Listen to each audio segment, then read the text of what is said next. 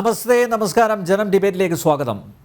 കാർഷിക വ്യാവസായിക സ്ത്രീ ശാക്തീകരണ ദൗത്യങ്ങൾക്ക് നേതൃത്വം നൽകിയ ഒരു ഭരണകൂടത്തിൻ്റെ സമഗ്ര വികസനം ലക്ഷ്യമാക്കിയുള്ള കർമ്മ പരിപാടികൾ എണ്ണിപ്പറഞ്ഞാണ് കേന്ദ്ര ധനകാര്യമന്ത്രി നിർമ്മല സീതാരാമൻ ഇന്ന് ഇടക്കാല ബജറ്റ് അവതരിപ്പിച്ചത്. യുവാക്കൾക്കും സ്ത്രീകൾക്കും കർഷകർക്കും ദാരിദ്ര്യ നിർമ്മാർജ്ജനത്തിന് ഊന്നൽ നൽകുന്നതാണ് ബജറ്റ്. 25 കോടി ജനങ്ങളെ അതിദാരിദ്ര്യത്തിൽ നിന്നും മോചിപ്പിക്കാനായതായി ബജറ്റ് പ്രസംഗത്തിൽ നിർമ്മല സീതാരാമൻ വ്യക്തമാക്കിയിട്ടുണ്ട്. ദരിദ്രരില്ലാത്ത രാജ്യം സ്വപ്നം കാണാൻ ഭാരതത്തിന് ഈ നേട്ടം ശക്തി പകരുന്നുവെന്നും അവർ കൂട്ടിച്ചേർത്തു.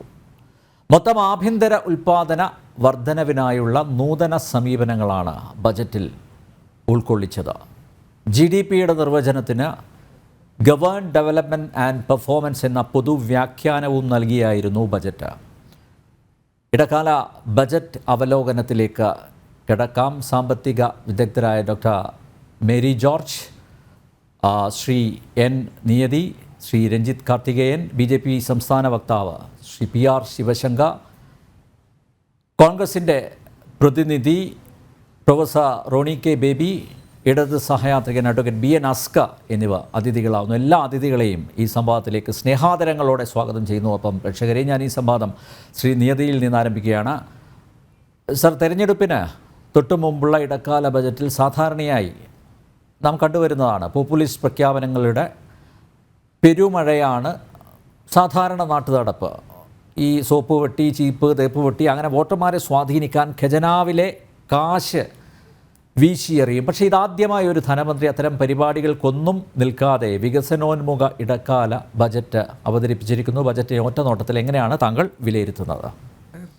കേന്ദ്ര ധനമന്ത്രിയുടെ 6ാമത്തെ ബഡ്ജറ്റാണിത്. മോദി രണ്ടാം ഗവൺമെൻറ്റിൻ്റെ അവസാനത്തെ ബഡ്ജറ്റാണ്. ഈ രണ്ട് പേരുടെയും ബഡ്ജറ്റിനെ നമ്മൾ വിശകലനം ചെയ്യുന്ന അവസരത്തിൽ തുടക്കം തന്നെ കഴിഞ്ഞ 10 വർഷത്തെ BJP ഗവൺമെൻറ്റിൻ്റെ നേട്ടങ്ങളെപ്പറ്റി ഒരു ബ്രീഫ് ഡിസ്ക്രിപ്ഷൻ കൊടുത്തിട്ടുണ്ടായിരുന്നു കേന്ദ്ര ധനമന്ത്രി. പിന്നെ ഓരോ മേഖലകളിലും നേടിയിട്ടുള്ള നേട്ടങ്ങളെപ്പറ്റി പറയുന്നുണ്ട്.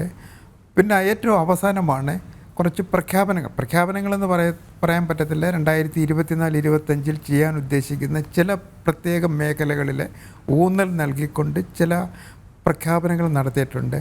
പിന്നെ ടാക്സിൻ്റെ ഘടനയിലേക്ക് വന്നു കഴിഞ്ഞാൽ അവിടെ വലിയ മാറ്റങ്ങളൊന്നും വരുത്തിയിട്ടില്ല. അപ്പം നമ്മൾ ഓരോന്നും എടുത്ത് വിശകലനം ചെയ്യുന്ന അവസരത്തിൽ എനിക്ക് മനസ്സിലാകുന്നത് 2014 ഗവൺമെൻറ് ഓഫ് ഇന്ത്യ പറഞ്ഞിരുന്നത് മേക്ക് ഇൻ ഇന്ത്യ എന്ന് പറയുന്ന ഒരു ടാർഗറ്റോടു കൂടിയാണ് ഭരണം തുടങ്ങുന്നത്. ആ 10 വർഷം കഴിയുന്ന അവസരത്തിൽ മേക്ക് ഇൻ ഇന്ത്യ അല്ലെങ്കിൽ ഇന്ത്യയുടെ സ്വയം പര്യാപ്തത എത്രമാത്രം കൈവരിക്കാൻ കഴിഞ്ഞിട്ടുണ്ടോ എന്നുള്ളതിനെപ്പറ്റി ഒരു രൂപരേഖ ഈ 10 വർഷത്തെ ഭരണ നേട്ടങ്ങളിൽ ധനകാര്യമന്ത്രി ഈ വിശകലനം ചെയ്ത് നടപ്പിലാക്കും. പിന്നെ 2020 ആയപ്പോഴേക്കും ആത്മനിർഭർ എന്ന് പറയുന്ന പരിപാടി കൊണ്ടുവന്നു. അതും ഇതേപോലെ തന്നെ സ്വാശ്രയ വികസനം, പിന്നെ ഇന്ത്യയുടെ എല്ലാ മേഖലകളിലും വികസനം, ഇൻക്ലൂസീവ് ഗ്രോത്ത്, സർവ്വതല വികസനം, എല്ലാ വികസനത്തിൻ്റെ എല്ലാ ഫലങ്ങളും ജനങ്ങൾക്ക് എത്തിക്കുക, അതേപോലെ തന്നെ വികസന കാര്യങ്ങളിൽ ജനങ്ങളെ പങ്കാളികളാക്കുക, ആ ഉദ്ദേശത്തോടു കൂടിയാണ്. പിന്നെ 2023-24 ആയപ്പോഴേക്കും അമൃത കമൽ എന്ന് പറയുന്ന ഒരു പരിപാടി കൊണ്ടുവന്നിട്ടുണ്ട്. അതിൽ ഏറ്റവും കൂടുതൽ ഊന്നൽ കൊടുത്തിട്ടുള്ളത് 4 വിഭാഗം ജനങ്ങൾക്കാണ്.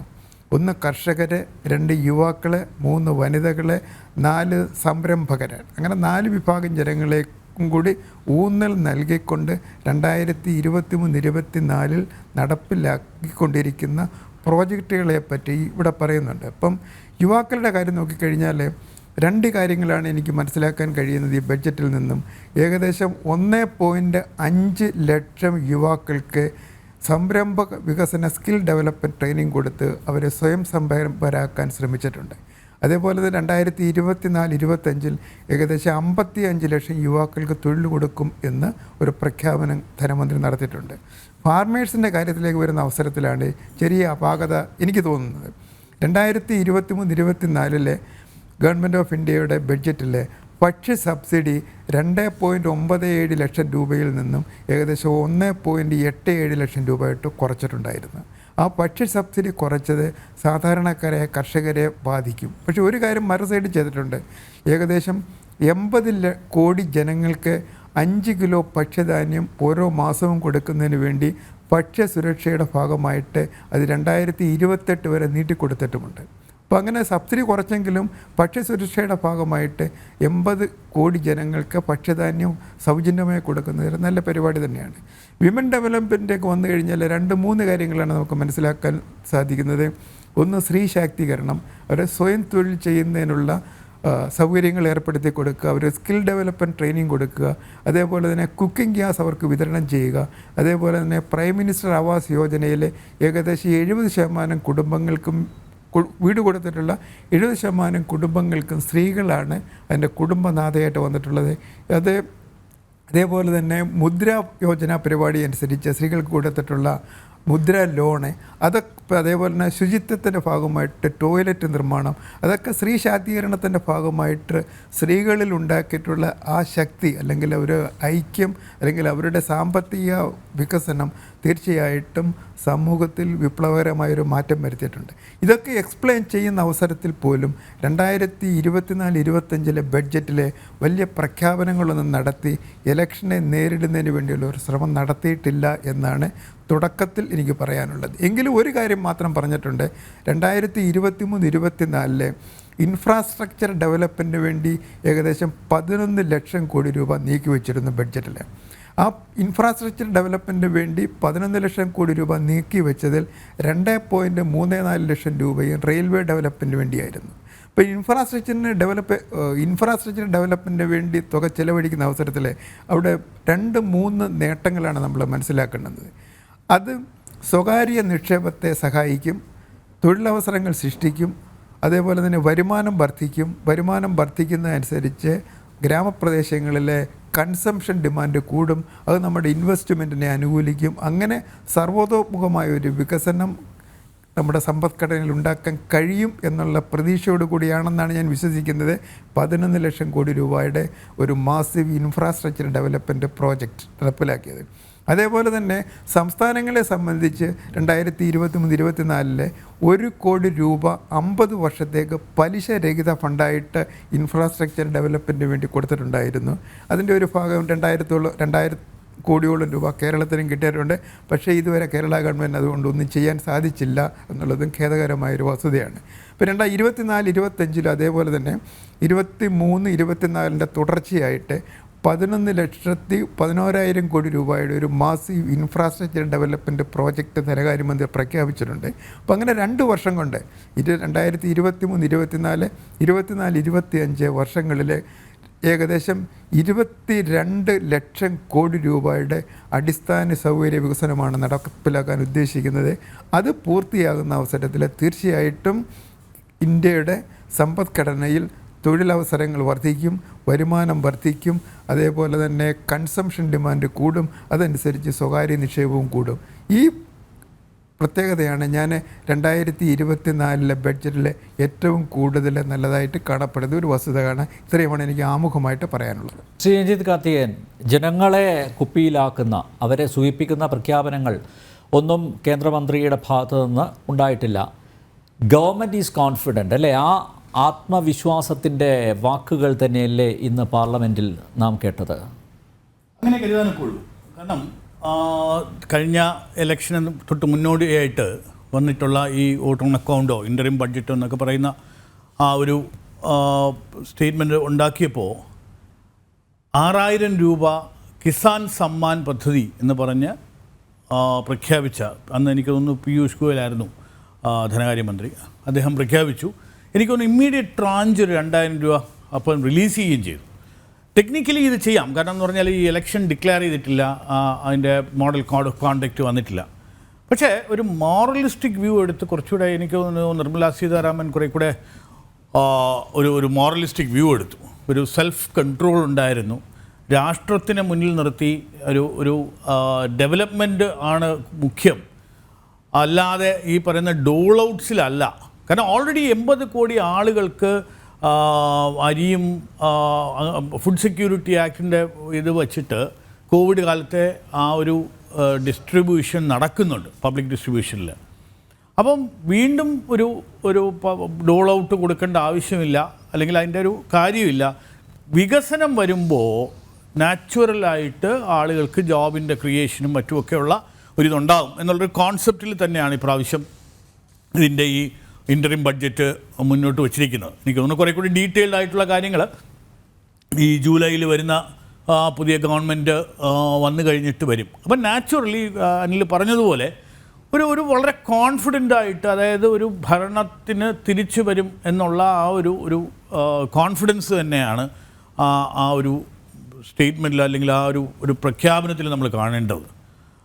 ജനറലി അങ്ങനെ ഒരു ഫീലിംഗ് ആണ് എല്ലാവർക്കും ഉള്ളത്. അപ്പോൾ അതൊരു നല്ലതാണോ എന്ന് ചോദിച്ചാൽ എൻ്റെ പേഴ്സണൽ ഒപ്പീനിയൻ അത് നല്ലത് തന്നെയാണ്. കാരണം ചെയ്ത കാര്യങ്ങളിൽ ഉറച്ചൊരു വിശ്വാസം, ഒരു ഡെവലപ്മെൻറ്റ് ഓറിയൻറ്റഡ് ആയിട്ടുള്ള ഒരു കറപ്ഷൻ ഇല്ലാത്ത ഭരണം കാഴ്ചവെച്ച ഒരു ഗവൺമെൻറ്റിനുണ്ടാകാവുന്ന ഒരു ആത്മവിശ്വാസം തന്നെയാണ് ഈ മോഡി സർക്കാർ കാണിച്ചിട്ടുള്ളത്. അപ്പം അതിനെ നോക്കുമ്പോൾ അതിന് കഴിഞ്ഞ വർഷങ്ങളിൽ നിന്ന് വ്യത്യസ്തമായിട്ട് എക്കണോമിക് സർവേക്ക് പകരം ഒരു കഴിഞ്ഞ 50കളിൽ മുതലുള്ളതിൻ്റെ ഒരു റിവ്യൂ റിപ്പോർട്ടാണ് ഇറക്കിയിരുന്നത്. അതിനകത്ത് പറഞ്ഞിട്ടുള്ള എല്ലാ കാര്യങ്ങളും തന്നെയാണ് ഇന്നത്തെ ഈ പറയുന്ന ഒരു ലോങ്സ്റ്റ് സ്പീച്ചിൽ ഫിനാൻസ് മിനിസ്റ്റർ കൂടുതലും പ്രതിപാദിച്ചിട്ടുള്ളത്. ഒരു അച്ചീവ് ചെയ്ത ഈ കഴിഞ്ഞ 10 വർഷം കൊണ്ട് അച്ചീവ് ചെയ്തതും എന്താണോ ഡെവലപ്പ് ചെയ്തേണ്ട അല്ലെങ്കിൽ അവരുടെ ഒരു വിഷൻ, അപ്പോൾ ഇതെല്ലാം ഒരു വർക്ക് ഇൻ പ്രോഗ്രസ് ആയിട്ടാണ് ഇത് കാണുന്നതെന്ന് ഞാൻ മനസ്സിലാക്കുന്നു. തുടക്കം മുതൽ നമ്മൾ ആദ്യത്തെ ഇത് മുതൽ നോക്കുകയാണെങ്കിൽ ജൻധൻ യോജനയിൽ തുടങ്ങിയ ജാം ട്രിനിറ്റി എന്നൊക്കെ പറയുന്ന ജൻധൻ ആധാർ മൊബൈൽ എന്ന് പറയുന്നത് മുതൽ ഒരു ടാക്സിൻ്റെ വോളണ്ടറി ഡിസ്ക്ലോഷർ കഴിഞ്ഞ് ഡിമോണിറ്റൈസേഷൻ കഴിഞ്ഞൊരു എക്കോണമിയെ ഫോർമലൈസ് ചെയ്ത് GSTയിലേക്ക് പോയി. അതിൻ്റെ ഒരു ബെനഫിറ്റ് ഇന്ന് കാണുന്നത് ആ GDPയിലെ ഗ്രോത്ത് തന്നെയാണ്. നമുക്ക് ഇന്ന് മനസ്സിലാക്കാൻ ഒക്കുന്നതെന്ന് പറയുന്നത് ഈ GSTയുടെ വളർച്ച അത് ഫോർമലൈസ്ഡ് എക്കോണമിയിലാണ്. അതുകൊണ്ട് GST വളർച്ച വന്നപ്പോൾ ഇൻഫോർമൽ എക്കോണമിയെ തകർത്തു എന്നല്ല. അതിനുവേണ്ടി കൊണ്ടുവന്ന കാര്യങ്ങളെന്ന് പറയുന്നത് ഇവർക്ക് ആക്സസ് ടു ക്രെഡിറ്റ് ഉണ്ടായി. നമ്മളിതിൻ്റെ കാര്യങ്ങൾ ഇപ്പോൾ ഇവിടെ ഇരുന്ന് സംസാരിക്കുമ്പോൾ പലരും മനസ്സിലാക്കാത്തൊരു കാര്യം എന്ന് പറയുന്നത് GST കൊണ്ട് എന്താണ് ഗുണം, ഗവൺമെൻറ്റിന് കൂടുതൽ നികുതി പണം കിട്ടിയല്ലേ ഉള്ളൂ എന്നുള്ളതല്ല. ഇവർക്ക് പണ്ട് മണി ലെൻഡേഴ്സിൻ്റെ കയ്യിൽ നിന്ന് അമിത പലിശയ്ക്ക് വാങ്ങിച്ച്, നമ്മളിപ്പോൾ ഇവിടെ ബ്ലേഡുകാരെന്നൊക്കെ പറയുന്ന പോലെ ഓൾ ഓവർ ഇന്ത്യ മണി ലെൻഡേഴ്സിൻ്റെ ഒരു അമിതമായ ഒരു വിളയാട്ടം ഉണ്ടായിരുന്നു. അപ്പം രാവിലെ 100 രൂപ വാങ്ങിക്കുകയാണെങ്കിൽ 90 രൂപ കൊടുക്കും, 10 രൂപ ചേർത്ത് 100 രൂപയായിട്ട് തിരിച്ചു കൊടുക്കണം എന്നൊക്കെയുള്ള ലെവലിലുള്ള വലിയ തോതിലുള്ള ഇൻട്രസ്റ്റ് പോർഷൻസ് ഉണ്ടായിരുന്നു. അപ്പോൾ ഈ GSTയും ഈ ഫോർമലൈസേഷൻ ഓഫ് എക്കോണമി വന്നപ്പോൾ ഒരു ആക്സസ് ടു ക്രെഡിറ്റ് ഉണ്ടായി. അത് തന്നെയാണ് ഈ GDP ഗ്രോത്തിൽ നിന്ന് നമ്മൾ ഇന്ന് കാണുന്നത്.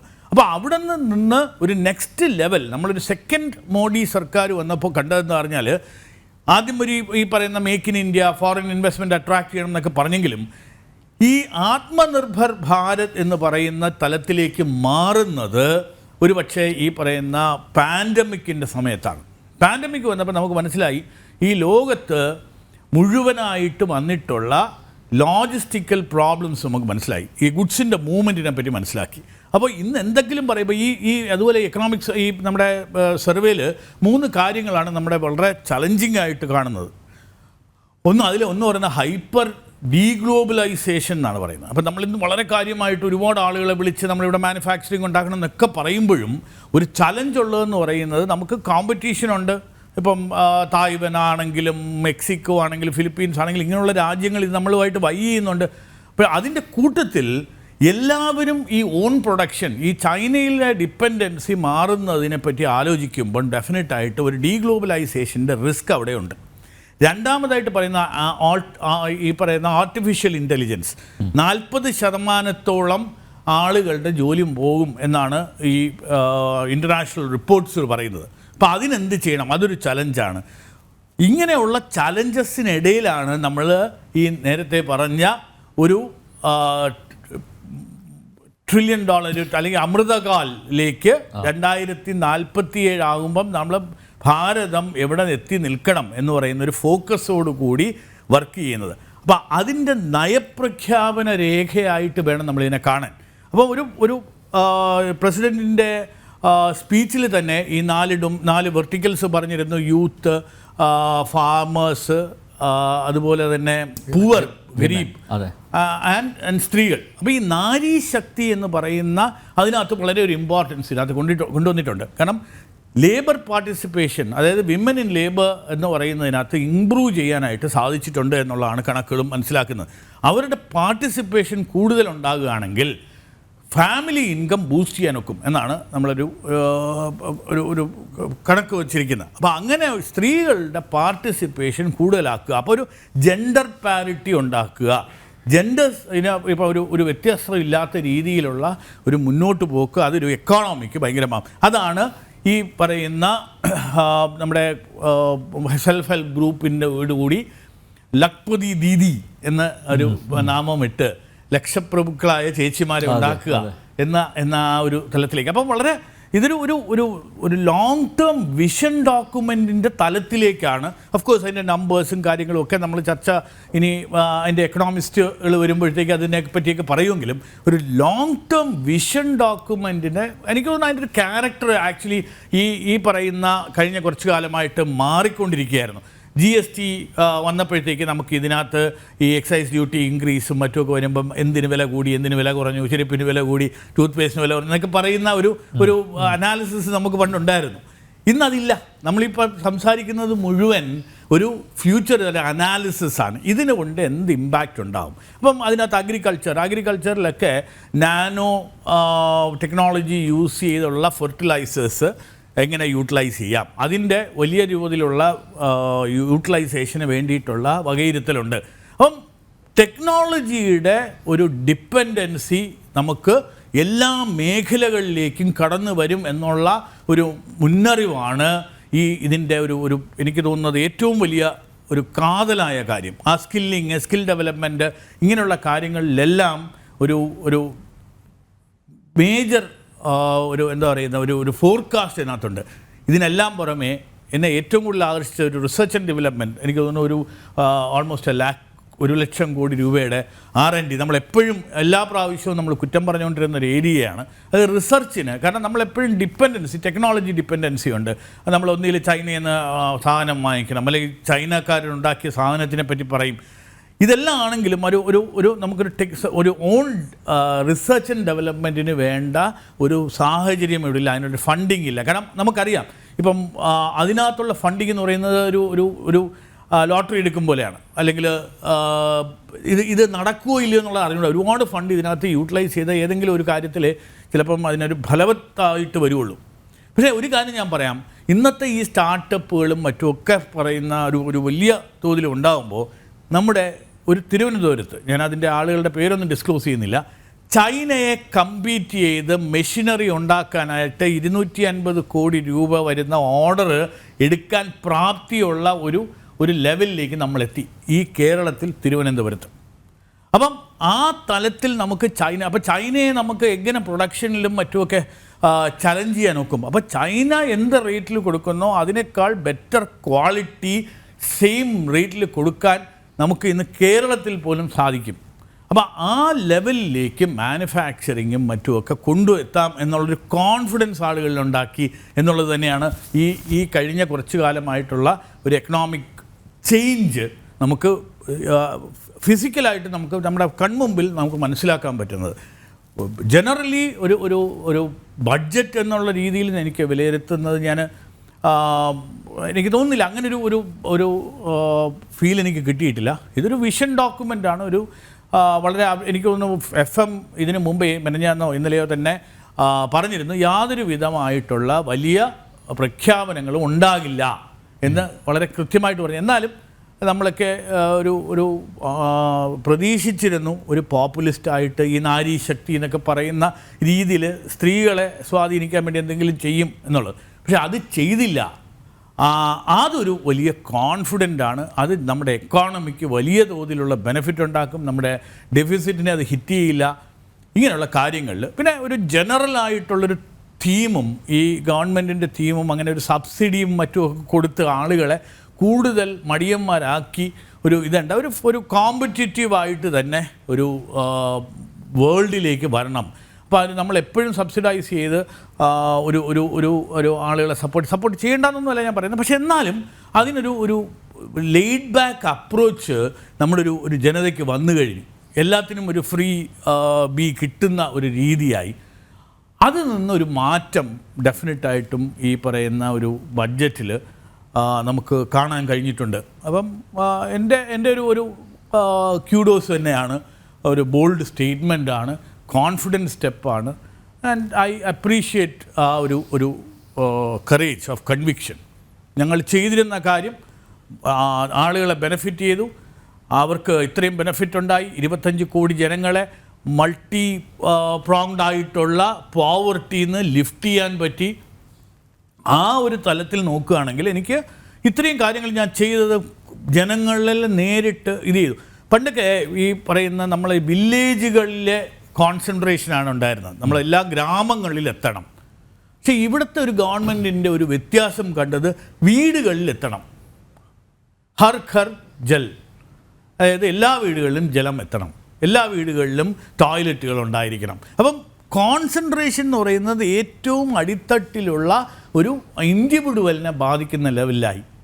പഞ്ചായത്ത് രാജ് മറ്റുമൊക്കെ പറഞ്ഞിരുന്നപ്പോഴത്തേക്ക് ആ ഗ്രാമത്തിൽ ചെയ്യണം, അല്ലെങ്കിൽ ഗ്രാമത്തിൻ്റെ വികസനം എന്നുള്ളൊരു തലത്തിൽ നിന്ന് കുറേ കൂടെ മൈക്രോ ലെവലിൽ പോയി. അപ്പോൾ അതാണ് എനിക്ക് തോന്നുന്നത് ഒരു കോൺഫിഡൻസ്.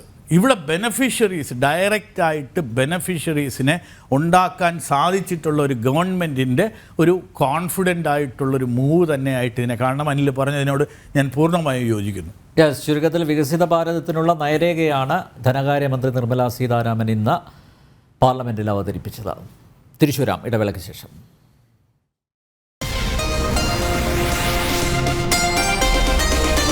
ശ്രീ PR ശിവശങ്കർ, ചർച്ചയിലേക്ക് സ്വാഗതം.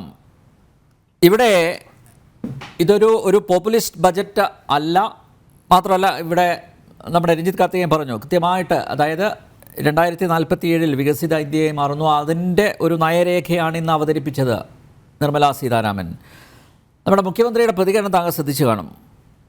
പ്രസക്തമല്ല, പക്ഷേ എങ്കിലും ഞാൻ ചൂണ്ടിക്കാണിക്കുകയാണ്. ഇലക്ഷൻ വർഷമായിട്ട് കൂടി രാജ്യത്തെ സാധാരണക്കാരുടെയോ കേരളത്തിൻ്റെയോ ആവശ്യങ്ങൾ കേന്ദ്ര ബജറ്റിൽ പരിഗണിക്കപ്പെട്ടിട്ടില്ല എന്നതിൽ നിന്ന് തന്നെ ഇന്നാട്ടിലെ പാവപ്പെട്ടവരോടും നമ്മുടെ സംസ്ഥാനത്തോടും എന്തു സമീപനമാണ് BJP സർക്കാർ സ്വീകരിക്കാൻ ഉദ്ദേശിക്കുന്നത് എന്ന് കൂടുതൽ വ്യക്തമായിരിക്കുകയാണ്. സംസ്ഥാനത്തെ ജനങ്ങളുടെ അവകാശങ്ങൾക്ക് വേണ്ടിയുള്ള പോരാട്ടം ഇടതുപക്ഷ ജനാധിപത്യ മുന്നണി സർക്കാർ തുടരുക തന്നെ ചെയ്യും. ഇനിയിപ്പോൾ ഡൽഹിയിൽ സമരമൊക്കെ നടത്താൻ പോവുകയാണല്ലോ. പക്ഷേ നോക്കൂ, കേരളത്തിൽ 2744 കോടി രൂപ റെയിൽവേയുടെ വികസനത്തിന് മാത്രം അനുവദിച്ചിരിക്കുകയാണ്. ശബരി പാതയ്ക്ക് എല്ലാം അലൊക്കേഷൻ ഉണ്ട്. പക്ഷേ ഇപ്പോഴും കേന്ദ്രം അവഗണിക്കുന്നു എന്നാണ് സംസ്ഥാനം പരിഭവിക്കുന്നത്. അങ്ങനെ ഒരു പരാതിയാണ് ഉള്ളത്. ഈ സംസ്ഥാനങ്ങൾക്ക് ദീർഘകാല വായ്പ അങ്ങനെ ഒരു പ്രൊവിഷനുണ്ട്. പിന്നെ അതുമാത്രമല്ല പലിശരഹിത വായ്പ. ഈ സംസ്ഥാനത്തെ ടൂറിസം വികസനത്തിന്, വിനോദസഞ്ചാര വികസനത്തിന് പ്രത്യേക സഹായം കേന്ദ്രത്തിൻ്റെ ഭാഗത്തുനിന്നുണ്ടാകുമെന്ന ഉറപ്പൊക്കെയുണ്ട്. എന്നിട്ടും ഇപ്പോഴും പഴയ ക്യാപ്സ്യൂൾ തന്നെയാണ് ഇറക്കിക്കൊണ്ടിരിക്കുന്നത്. അങ്ങ് പറഞ്ഞതോടും നേരത്തെ ശ്രീ രഞ്ജിത്ത് കാർത്തികേയൻ പറഞ്ഞ കാര്യങ്ങളോട് കൂട്ടിച്ചേർത്തുകൊണ്ട് ഞാൻ പറയട്ടെ. ഈ ബഡ്ജറ്റിന്റെ ഏറ്റവും പ്രാധാന്യം, അല്ലെങ്കിൽ ഈ ബഡ്ജറ്റിന്റെ ഏറ്റവും ഒരു ഹൈലൈറ്റ് എന്ന് ഞാൻ വിശ്വസിക്കുന്നത് ഒരു ഗിമ്മിക്ക് ഇല്ല. It's not giving freebies. ആ ഒരു ഇലക്ഷൻ ഇയർ ആയിട്ട് പോലും കഴിഞ്ഞ 10 വർഷമായി തുടരുന്ന സാമ്പത്തിക രീതിക്ക് വ്യത്യസ്തമായി കുറെ എന്തെങ്കിലും ഒരു ഫ്രണ്ട് ലോഡ് എക്കണോമി, അതായത് direct benefit to the customers എന്ന് പറഞ്ഞ് കുറെ പണം വെറുതെ കൊടുത്ത്, ശ്രീ രഞ്ജിത്ത് കാർത്തികേയന്റെ ഭാഷയിൽ പറഞ്ഞാൽ ജനങ്ങളെ മടിയന്മാരാക്കുന്ന ഒരു രീതിയിലേക്ക് ഈ സർക്കാർ മാറിയില്ല എന്നുള്ളത് ഈ സർക്കാരിന്റെ കോൺഫിഡൻസ് മാത്രമല്ല, ജനങ്ങളുടെ മേലുള്ള വിശ്വാസവും, ഈ സർക്കാരിന് ജനങ്ങളുടെ മേലുള്ള വിശ്വാസം ഒരു 10 മടങ്ങ് വർദ്ധിക്കുന്ന രീതിയിലാണ് എന്ന് ഞാൻ വിശ്വസിക്കുന്നു. കാരണം ഒരു നാടിന്റെ അല്ലെങ്കിൽ ഒരു രാജ്യത്തിന്റെ ഗ്രോത്ത് അതിന്റെ ഒരു പെർസെപ്ഷനിലാണ്, അല്ലെങ്കിൽ അവരുടെ ഒരു ജനങ്ങളുടെ വിശ്വാസത്തിലാണ്. ആ വിശ്വാസം നരേന്ദ്രമോദി സർക്കാർ കാത്തു എന്നുള്ള കാര്യത്തിൽ യാതൊരു തർക്കവുമില്ല. അത് എതിരാളികൾ പോലും സമ്മതിക്കും. കാരണം 2013-14 ഈ നരേന്ദ്രമോദി സർക്കാർ അധികാരത്തിൽ വരുമ്പോൾ നമുക്കറിയാം, ഇത് നമ്മൾ 10th largest economy in the world ആയിരുന്നു. Now this is become a 5th largest economy in the world. അതായത് നമ്മൾ ഈ ഇത്രയും നാൾ നടത്തിയ ഒരു ഭരണ പരിഷ്കാരങ്ങളുടെയും സാമ്പത്തികമായ ചില അച്ചടക്കങ്ങളുടെയും കാരണമായി ഇന്ന് രാജ്യം 5-ാം സ്ഥാനത്തെത്തിയിരിക്കുന്നു. അതിവിദൂരമല്ലാതെ ഭാവിയിൽ നമ്മൾ 3-ാമത്തെ സ്ഥാനത്തെത്തുമെന്നുള്ള കാര്യത്തിൽ യാതൊരു തർക്കവുമില്ല. അതുകൊണ്ടാണല്ലോ FDI എല്ലാം ഡയറക്റ്റ് വരുന്നത്. അതല്ലാണ്ട് നരേന്ദ്രമോദി വിളിച്ചു കഴിഞ്ഞാൽ കുറെ പൈസ പൊയ്ക്കോട്ടെ എന്ന് പറഞ്ഞ് വിദേശത്തെ കുത്തക മുതലാളിമാർ മുഴുവൻ പണം ഇന്ത്യയിൽ വന്ന് നൽകും എന്ന് ഞാൻ വിശ്വസിക്കുന്നില്ല. അപ്പോ ഇത്തരത്തിൽ ജനങ്ങൾക്കൊരു കോൺഫിഡൻസ് ഉണ്ടാക്കി എന്നുള്ള കാര്യത്തിൽ യാതൊരു തർക്കവുമില്ല. അതാണ് ഏറ്റവും പ്രധാനം. അത് സമ്പത്തോ അല്ലെങ്കിൽ നാച്ചുറൽ ബെനിഫിറ്റോ ഒന്നുമല്ല. ജനങ്ങൾക്കുള്ള കോൺഫിഡൻസ് ആണ് ഒരു രാജ്യത്തിന്റെ വളർച്ചയുടെ പരമപ്രധാനമായ കാര്യം എന്ന് ഞാൻ വിശ്വസിക്കുന്നു. അതിൽ ഇന്ന് ഈ നരേന്ദ്രമോദി സർക്കാർ ഏറ്റവും നല്ല ഗ്രേസ് മാർക്കോടെ നിൽക്കുകയാണ്. അതിന്റെ വിശ്വാസമാണ് ഇത്തരത്തിൽ ഫ്രീ ബേബീസ് നൽകിക്കൊണ്ട് എന്തെങ്കിലും പൊളിറ്റിക്കൽ ഗിമ്മിക്സ് കാണിച്ചുകൊണ്ട് ഈ രാജ്യത്തെ ജനങ്ങളുടെ വോട്ട് വേണ്ട, ഞങ്ങൾ സത്യസന്ധമായി 10 വർഷം ചെയ്ത കാര്യങ്ങൾ വീണ്ടും റിപ്പീറ്റ് ചെയ്യും അധികാരത്തിൽ വന്നാൽ, അതല്ലാണ്ട് ഫ്രീ ബേബീസ് അല്ല എന്നുള്ളത് അദ്ദേഹം വളരെ വ്യക്തമായി പറയുന്നു. രണ്ട്, എനിക്ക് തോന്നുന്നത് ഇവിടെ അദ്ദേഹം സൂചിപ്പിച്ചതുപോലെ, കേൾക്കാമോ? ഞാൻ കേൾക്കാം, കൃത്യമാണ്, പറഞ്ഞോളൂ, വ്യക്തമാണ്. രണ്ട്, രഞ്ജിത്ത് കാർത്തിയൻ പറഞ്ഞ ഒരു കാര്യവും കൂടി എനിക്ക് വളരെ ഇഷ്ടമായി. കാരണം അദ്ദേഹം എന്തുകൊണ്ട് പേര് പറഞ്ഞെന്നില്ല എന്ന് മനസ്സിലാവുന്നില്ല. Now we are competing with മറ്റു രാജ്യങ്ങളുമായിട്ടാണ് ഇന്ത്യയിലെ പ്രൊഡക്ഷൻ സെന്റേഴ്സ് കോമ്പീറ്റ് ചെയ്യുന്നത്. It's become a world market. അപ്പോ ഈ കേരളത്തിലെ ഒരു സ്ഥാപനം അന്താരാഷ്ട്ര തലത്തിൽ ചൈനയോട് വരെ കിടപിടിക്കാവുന്ന വലിയ രീതിയിലുള്ള ഒരു മെഷീനറി വിൽക്കുവാനായിട്ട് ശക്തമായി എന്ന് അദ്ദേഹം പറയുമ്പോൾ ഇൻഫാക്ട് എനിക്ക് വളരെ സന്തോഷം തോന്നി. കാരണം രാജ്യത്തെ R&D ഒക്കെ അടക്കമുള്ള, അദ്ദേഹം അതുമായിട്ട് ബന്ധപ്പെട്ടാണ് പറഞ്ഞത്, റിസർച്ച് ആൻഡ് ഡെവലപ്മെന്റിലുള്ള വലിയ ഇൻവെസ്റ്റ്മെന്റ് വരുമ്പോൾ ഭാവിയിൽ സ്വന്തമായിട്ട് പേറ്റന്റ്, ഇപ്പൊ തന്നെ നമ്മളാണ് ഏറ്റവും കൂടുതൽ പേറ്റന്റ് ഇപ്പോൾ അപ്ലൈ ചെയ്തിട്ടുള്ളതും, ചൈനയേക്കാൾ കൂടുതൽ നമുക്കാണ് പേറ്റന്റ് ഇപ്പൊ കഴിഞ്ഞ 2 വർഷമായിട്ട് കിട്ടിയിട്ടില്ല, പക്ഷെ അപ്ലൈ ചെയ്തിട്ടുള്ളത് നമ്മളാണ്. അപ്പൊ ഇത്തരത്തിലുള്ള ഒരു ഗ്രോത്തിന്റെ, നാച്ചുറൽ ഗ്രോത്തിന്റെ ഒരു സബ്സിഡി ഒന്നും ഇല്ലാതെ, ഗവൺമെന്റിന്റെ പിന്തുണ പോലും ഇല്ലാതെ സ്വയം ഏതൊരു എന്റർപ്രണർക്കും ലോക മാർക്കറ്റുകളോട് കോമ്പീറ്റ് ചെയ്യാവുന്ന ഒരു ശക്തമായി മാറുന്നു എന്നുള്ളത് ഈ രാജ്യത്തിന്റെ സാമ്പത്തിക സ്ഥിതി വിലയിരുത്തുന്നവർക്ക് ഏറ്റവും സ്വാഗതാർഹമായ, ഏറ്റവും വളരെ ശുഭസൂചകമായ കാര്യമാണ് എന്നുകൂടി ഞാൻ വിശ്വസിക്കുന്നു. ഇതിനെ ഏറ്റവും പരമപ്രധാനമായിട്ട് മറ്റൊന്ന് കാണേണ്ടത് ക്യാപിറ്റൽ എക്സ്പെൻഡിച്ചർ കഴിഞ്ഞ എത്രയോ വർഷമായി സ്ഥിരമായി കൂടുന്നു എന്നുള്ളതാണ്. ഇപ്പോ കഴിഞ്ഞ 2014-15 5.6 lakhs crore ആയിരുന്നുവെങ്കിൽ ഇപ്പോ 2024 അത് ഏതാണ്ട് 18.6 ലക്ഷം കോടിയായി വളർന്നിരിക്കുന്നു എന്നുള്ളത്.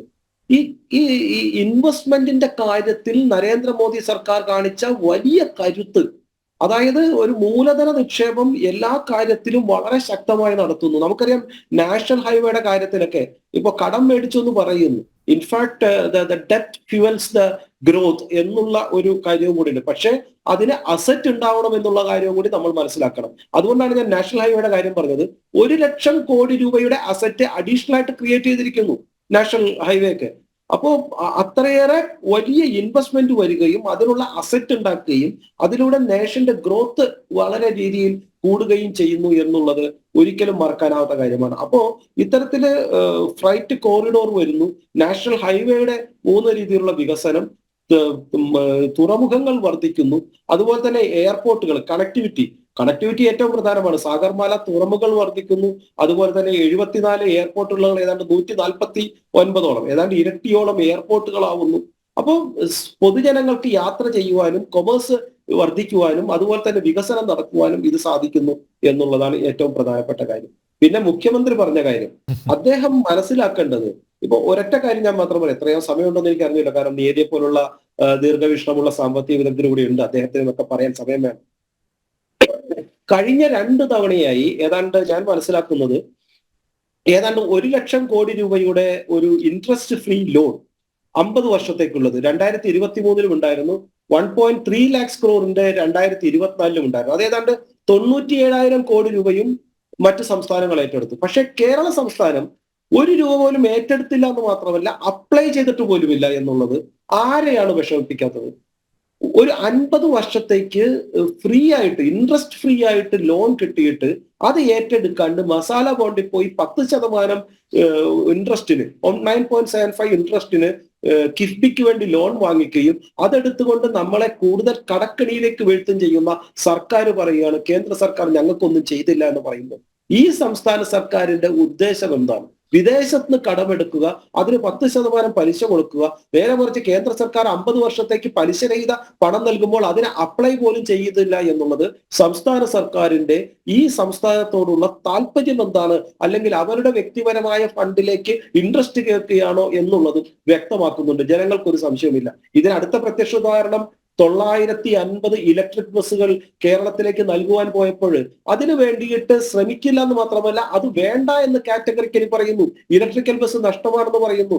നാളെ നമ്മൾ G20 പറഞ്ഞതുപോലെ കാർബൺ നെറ്റ് സീറോ ഒരു ഫെസിലിറ്റിയിലേക്ക് ലോകം മാറുമ്പോൾ ഇന്ത്യ അതിന്റെ ചാമ്പ്യനായിട്ട് മുന്നേറുമ്പോൾ ഹൈഡ്രജൻ ബസ്സുകൾ ഗുജറാത്തിലും ഡൽഹിയിലൊക്കെ ഓടാൻ തുടങ്ങുമ്പോൾ നമ്മൾ ഇലക്ട്രിക്കൽ ബസ്സിനെ പോലും വേണ്ട എന്ന് പറയുകയും കമ്മീഷൻ കിട്ടാൻ വേണ്ടിയിട്ട് മറ്റു ചില സാങ്കേതിക കാരണങ്ങൾ പറഞ്ഞും ഈ പറയുന്ന ഒരു പഴഞ്ചൻ ടെക്നോളജിയുടെ കൂടെ പോവുകയും ചെയ്യുന്ന ചരിത്രം കേരളത്തിലെ യുവാക്കൾക്ക് മനസ്സിലാവില്ല എന്നാണോ മുഖ്യമന്ത്രി മനസ്സിലാവുന്നത്? ഇപ്പൊ ഇന്ന് ഗോവിന്ദൻ മാസ്റ്റർ പറഞ്ഞ മറ്റൊരു കാര്യമുണ്ട്, ഏതായാലും CBI വലുതല്ലല്ലോ SFIO എന്ന് അദ്ദേഹം പറഞ്ഞു. ഞാൻ പല ചാനലിൽ കണ്ടിരുന്നു. അപ്പോ ഇത്തരത്തിലുള്ള ആളുകളാണ് നമ്മളെ ഭരിക്കുന്നത്. നമ്മൾ എന്ത് ചെയ്യാനാണ്? ഗതികേടെന്ന് പറയാനല്ലാണ്ട് ഞാൻ എന്ത് പറയാനാണ്? അപ്പോ ഇലക്ട്രിക്കൽ ബസ് അല്ല, ഈ പറയുന്ന പെട്രോളും ഡീസലുമാണ് നല്ലതെന്ന് വിശ്വസിക്കുന്ന, CBI വലുതല്ലല്ലോ SFIO എന്ന് വിശ്വസിക്കുന്ന നേതാക്കളുള്ള നാട്ടിൽ നമ്മൾ ഇത്തരത്തിലുള്ള ഭാരം പേറാൻ തയ്യാറായേ പറ്റൂ. നമുക്ക് നീതി, അല്ലെങ്കിൽ ഇവിടെ ഈ കേന്ദ്ര സർക്കാർ നൽകുന്ന, അപ്പൊ നേരത്തെ അനിൽ നമ്പ്യാരൊക്കെ പറഞ്ഞ പോലെ ടൂറിസം കാര്യത്തിലേക്ക് നൽകുന്ന വലിയ സേവനം, അത് ടൂറിസം സത്യത്തിൽ കേരളത്തില് ഗുണകരമാകേണ്ടതാണ്, അത് അങ്ങനെ ഉപയോഗിക്കേണ്ടതാണ്. പക്ഷെ നിർഭാഗ്യവശാൽ അതിനുള്ള പ്ലാൻ പറയാതെ എങ്ങനെ ഈ സർക്കാരിനെ തകർക്കാം, അല്ലെങ്കിൽ ഈ സർക്കാരിനെ ഇകഴ്ത്തി പറയാം എന്നുള്ള ഒരു നയസമീപനമാണ് കാണിക്കുന്നത്. ഞാൻ ഒരു കാര്യം സൂചിപ്പിക്കാൻ ആഗ്രഹിക്കുന്നു. കഴിഞ്ഞ വർഷങ്ങളായി ഞാൻ പലപ്പോഴും സൂചിപ്പിച്ചിട്ടുള്ളതാണ്, ഇവിടെ ഒരു പഴങ്ങളും അതുപോലെ തന്നെ മത്സ്യങ്ങളും എല്ലാം സൂക്ഷിക്കുവാൻ വേണ്ടിയിട്ടുള്ള ഒരു ഡീപ് ഫ്രീസർ ഉള്ള വലിയൊരു സംരംഭം 10-50 കോടി രൂപയും 150 കോടിയും 100 ഏക്കറിലൊക്കെ ഉള്ള ഒരു പ്ലാന്റ് ഉണ്ടാക്കുവാനായിട്ട് കേന്ദ്ര സർക്കാർ 50% സബ്സിഡിയും 50% ഗ്രാന്റുമായിട്ട് നബാർഡിന്റെ ലോൺ അനുവദിച്ചിട്ട് ഒരൊറ്റ ഫ്രീസർ പോലും ഉപയോഗിക്കാത്ത, വലിയ ഫ്രീസിംഗ് യൂണിറ്റ് പോലും ഉപയോഗിക്കാത്ത ഒരേ ഒരു സംസ്ഥാനമാണ് കേരളം. മത്സ്യങ്ങളും അതുപോലെ തന്നെ പൈനാപ്പിളും നമ്മൾ സൃഷ്ടിക്കുന്ന ചക്കയും മാങ്ങയും എല്ലാം നശിഞ്ഞു പോകുന്നു. പക്ഷേ സംസ്ഥാന സർക്കാർ ഇത് ഉപയോഗിക്കില്ല. കാരണം ഇത് വിദേശികൾക്കും അതല്ലെങ്കിൽ സംസ്ഥാനത്തെ കുത്തക മുതലാളിമാർക്കും ഇത്തരത്തിലുള്ള പ്ലാന്റുകളുണ്ട്, അവയിൽ പോണം ഈ നമ്മളുടെ ഉൽപാദന സ്ഥാനം എന്ന് പറയുന്നത്. എന്നിട്ട് കർഷകന്റെ പേരും പറയും. ഇവിടെയാണ് യഥാർത്ഥ പ്രശ്നം മനസ്സിലാക്കേണ്ടത്. കർഷകർക്ക് വേണ്ടിയിട്ട് ഞാൻ ഒരു കാര്യം പറഞ്ഞ് അവസാനിപ്പിക്കാൻ ആഗ്രഹിക്കുന്നു. കർഷകർക്ക് വേണ്ടിയിട്ട് ഇത്രയേറെ ഒരു ഗുണകരമായ കാര്യം ചെയ്ത മറ്റൊരു സർക്കാരില്ല. MSPയുടെ വില നമ്മൾ പലകുറി ചർച്ച ചെയ്താണ്. MSPയുടെ വില എത്ര കണ്ട് കൂട്ടി, ഓരോ അരിയുടെയും ഗോതമ്പിന്റെയും അതുപോലെ തന്നെ ചെറുധാന്യ മണികളുടെ പോലും. നമ്മൾ ഒരുപക്ഷെ ചർച്ച ചെയ്യാത്തൊരു കാര്യം ഞാൻ 2 ദിവസം മുമ്പ് മനസ്സിലാക്കിയതാണ്, മറ്റുള്ളവരെങ്കിൽ പറഞ്ഞോന്ന് എനിക്ക് അറിഞ്ഞൂടാ. കേന്ദ്ര സർക്കാർ ഇതുവരെയായിട്ട് ഈ ഫെർട്ടിലൈസർ സബ്സിഡി എന്നുള്ള കാര്യത്തിൽ എത്രയേറെ ഒരു നീണ്ട കാലയളവിലാണ് അദ്ദേഹം ചെയ്തതെന്ന് നമ്മൾ മനസ്സിലാക്കണം. അതായത് കഴിഞ്ഞ 2015 ഈ ഫെർട്ടിലൈസർ സബ്സിഡി ഏതാണ്ട് ഒരു 15 കോടിയായപ്പോൾ ഉണ്ടായിരുന്നപ്പോൾ ഈ അതിനുശേഷമുള്ള എല്ലാ വർഷവും ഫെർട്ടിലൈസർ സബ്സിഡി എത്രയോ മടങ്ങ് കൂടി എന്നുള്ളത് നമ്മൾ മനസ്സിലാക്കണം. കാരണം ഒരു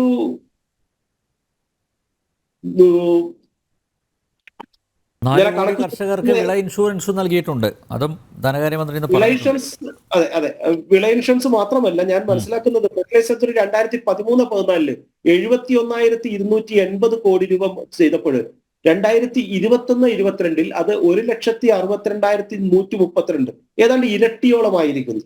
അതിനുശേഷം 2022-23 അത് 2.25 lakh crore ആയിരിക്കുന്നു.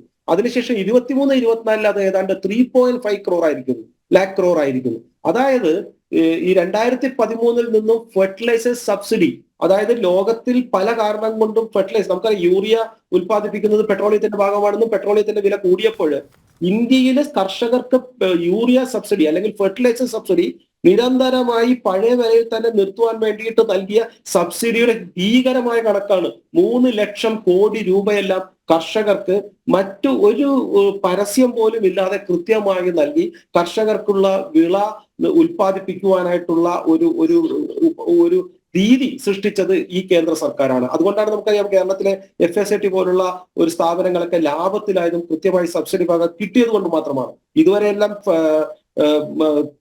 ബാലൻസ് ഷീറ്റിൽ ഇതൊക്കെ പറയും, അല്ലെങ്കിൽ ബഡ്ജറ്റിൽ പറയുന്നതല്ലാണ്ട് സബ്സിഡി കിട്ടിയിരുന്നില്ല. പക്ഷെ ഈ സർക്കാർ വന്നതിന് ശേഷം കൃത്യമായി സബ്സിഡി നൽകുകയും കർഷകർക്ക് ആ സബ്സിഡി നൽകുകയും അതുകൊണ്ട് ലോകത്തെ തന്നെ ഏറ്റവും വലിയ രണ്ടാമത്തെ അരി ഉൽപാദനവും ഗോതമ്പിന്റെ ഉൽപാദനവും അടക്കമുള്ള കാര്യങ്ങൾ ഇന്ത്യ, പാൽ ഉൽപാദനത്തിലടക്കം ഇന്ത്യ ഏറ്റവും വലിയ ഒരു ശക്തിയായി മാറിയിരിക്കുന്നു. ഇന്ത്യ അരി കയറ്റുമതി നിർത്തുമെന്ന് പറഞ്ഞപ്പോൾ ലോകരാജ്യ സംഘടനകളും WHO ഇടപെടുന്നു, നിങ്ങൾ അരി കയറ്റുമതി നിർത്തരുത് എന്ന് പറയുന്ന രീതിയിലേക്ക് ഇന്ത്യയുടെ ആഭ്യന്തര ഉൽപാദനം കൂടുന്നു. ഉൽപാദിപ്പിക്കുന്നത് മുഴുവൻ MSP വഴി കേന്ദ്ര സർക്കാർ ഏറ്റെടുക്കുന്നു. അത് ഏതാണ്ട് 80 കോടി ജനങ്ങൾക്ക് ഫ്രീ ആയിട്ട് നൽകുവാനുള്ള കരുത്തുകൂടി ഉള്ള ഒരു എക്കണോമിയായി ഇന്ത്യ മാറി എന്നുള്ളത് ഈ കഴിഞ്ഞ 10 വർഷത്തെ ഏറ്റവും പ്രധാനപ്പെട്ട കാര്യമാണ് എന്ന കാര്യത്തിൽ യാതൊരു തർക്കവുമില്ല. ഇത് ഒരു കേന്ദ്ര സർക്കാരിന് അല്ലെങ്കിൽ ഏതൊരു സർക്കാരിനും അടുത്ത തിരഞ്ഞെടുപ്പിനെ നേരിടുവാൻ പോകുന്ന ശക്തമായ അടിത്തറയാണെന്നുള്ള കാര്യത്തിൽ യാതൊരു തർക്കവുമില്ല. സംസ്ഥാന സർക്കാരുകൾക്ക് ഇത്രയേറെ പണം നൽകുന്നു. അതുകൂടാണ്ട് ഇപ്പൊ സ്ഥിരം പറയാറുള്ളത് കേരളത്തിനൊന്നും കിട്ടിയില്ല എന്നാണ്. പക്ഷേ ഒരു കാര്യം നമ്മൾ മനസ്സിലാക്കണം. ഇപ്പൊ തൊഴിലുറപ്പ് പദ്ധതി 2013-14 കോൺഗ്രസ് ആണ് ഈ പദ്ധതി കൊണ്ടെന്നൊക്കെ പറയുന്നുണ്ടെങ്കിലും 2013-14 അത് വെറും 30,000 കോടി രൂപയായിരുന്നു. ഇന്നത് 1 ലക്ഷം കോടി രൂപയാണ് കേന്ദ്ര സർക്കാർ മാറ്റിവെച്ചിരിക്കുന്നത്. ഇത് ഡയറക്റ്റ് ആയിട്ട് വരുന്നു. അതുപോലെ തന്നെ ധാരാളം ഇപ്പൊ നമ്മൾ പറയാറുണ്ടല്ലോ ആരോഗ്യം സംസ്ഥാന സർക്കാരിന്റെ കാര്യമാണ്. പക്ഷേ കേരളത്തിലെ ആരോഗ്യ മേഖലയെ മുഴുവൻ ഇപ്പോ ഒരു കാരണത്തിൽ താങ്ങി നിർത്തുന്ന NRHM NHM സ്കീമുകളാണ്. മറ്റൊരു കാര്യം പറഞ്ഞാൽ കേരളത്തിലെ പ്രധാനപ്പെട്ട 3 ആരോഗ്യ മേഖലയിലെ ഏറ്റവും പ്രധാനപ്പെട്ട കോളേജുകൾ, മെഡിക്കൽ കോളേജുകൾ 120 കോടി രൂപയുടെ വികസനം നടക്കുന്ന തിരുവനന്തപുരം മെഡിക്കൽ കോളേജിൽ 100 കോടി കൊടുക്കുന്നതും കേന്ദ്ര സർക്കാർ. 190 കോടി മുടക്കിയിട്ടുള്ള കോഴിക്കോട്, അവിടെ 120 കോടി മുടക്കിയതും കേന്ദ്ര സർക്കാർ. 173 കോടി മുടക്കിയിട്ടുള്ള ആലപ്പുഴ മെഡിക്കൽ കോളേജിൽ 120 കോടി മുടക്കിയതും കേന്ദ്ര സർക്കാർ. ശ്രീചിത്ര മെഡിക്കൽ കോളേജിലും ഏതാണ്ട് 120 കോടിയോളം കേന്ദ്ര സർക്കാർ മുടക്കിയിരിക്കുന്നു. അപ്പൊ വികസന പ്രവർത്തനങ്ങളുടെ കാര്യത്തിൽ ആരോഗ്യ മേഖലയിലായാലും മറ്റ് റോഡ്, നാഷണൽ ഹൈവേയുടെ കാര്യം ഞാൻ പറയേണ്ടതില്ല, എല്ലാവർക്കും അറിയാം. ശ്രീ ശിവശങ്കർ, ആരോഗ്യ മേഖലയുടെ കാര്യം പറഞ്ഞുകൊണ്ടാണ്, അതായത് എപ്പോഴും ഈ കാരുണ്യ പദ്ധതി ഇപ്പോൾ നിലച്ച മട്ടിലാണല്ലോ. അപ്പോൾ കാരുണ്യ പദ്ധതിക്ക് കേന്ദ്ര സഹായം ലഭിക്കുന്നില്ല എന്നായിരുന്നു പരിദേവനം. പക്ഷേ ഇന്നലെ ആരോഗ്യമന്ത്രി വീണ ജോർജിനെ സമ്മതിക്കേണ്ടി വന്നു. ഏകദേശം 151 കോടിയിൽ പരം രൂപ തന്നിട്ടുണ്ട്. ഒരു കുടിശ്ശികയും ഇതുവരെ വന്നിട്ടില്ല.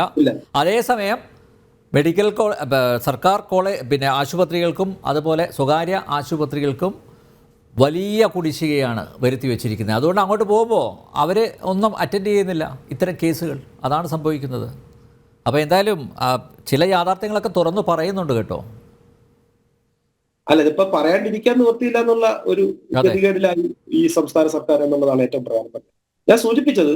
അപ്പൊ ഈ കഴിഞ്ഞ 10 വർഷമായി കേന്ദ്ര സർക്കാർ നടപ്പിലാക്കിയ പദ്ധതികളിൽ നിന്ന് ഒരട്ടി പുറകോട്ടില്ല എന്നും ഞങ്ങൾ ഇവിടത്തെ വോട്ടിന് വേണ്ടിയിട്ട് ജനങ്ങളുടെ പണം എടുത്തുകൊണ്ട്, വികസനത്തിന്റെ പണം എടുത്തുകൊണ്ട് സാധാരണക്കാരന് എന്തെങ്കിലും ഒരു ഗിമിക്ക് കാണിക്കുവാനായിട്ട് അല്ലെങ്കിൽ ഒരു ഫ്രീ ആയിട്ട് പലതും നൽകിക്കൊണ്ട് തിരഞ്ഞെടുപ്പ് വാഗ്ദാനങ്ങൾ മാത്രം നൽകിക്കൊണ്ട് നടപ്പിലാക്കാൻ പറ്റാത്ത, അടുത്തവണ BJP തന്നെ വരുമെന്ന് ഉറപ്പായതുകൊണ്ടും കൂടി നടപ്പാക്കാൻ പറ്റാത്ത വാഗ്ദാനങ്ങൾ നൽകില്ല എന്ന് പറയുന്ന അടിയുറച്ച ഒരു സ്വന്തം കഴിവിൽ വിശ്വാസമുള്ള, ഇതുവരെയുള്ള ഭരണത്തിൽ വിശ്വാസമുള്ള ഒരു സർക്കാരിന്റെ വാക്കുകളായിട്ടാണ് ഈ ബഡ്ജറ്റിനെ കണ്ടത്. ഈ ബഡ്ജറ്റിൽ ധാരാളം മറ്റുള്ള യുവാക്കൾക്കുള്ള നേട്ടങ്ങൾ, സ്കിൽ ഡെവലപ്മെന്റിനുള്ള നേട്ടങ്ങൾ, അതുപോലെ തന്നെ റിസർച്ച് ആൻഡ് ഡെവലപ്മെന്റിനുള്ള നേട്ടങ്ങൾ, പിന്നെ നാഷണൽ ഇൻഫ്രാസ്ട്രക്ചർ കോറിഡോർ അടക്കമുള്ള കാര്യങ്ങൾ, അതുപോലെ തന്നെ സൗരോർജ പ്ലാന്റുകൾക്കുള്ള ഓരോരോ വീടുകൾക്കുള്ള പ്രൊജക്ടുകൾ, ഇത്തരത്തിൽ ഇതൊരു ഓട്ടോൺ അക്കൗണ്ട് ആണെങ്കിൽ പോലും ഒരു പൂർണ്ണമായ ബഡ്ജറ്റിനോടുള്ള മുന്നോടിയായി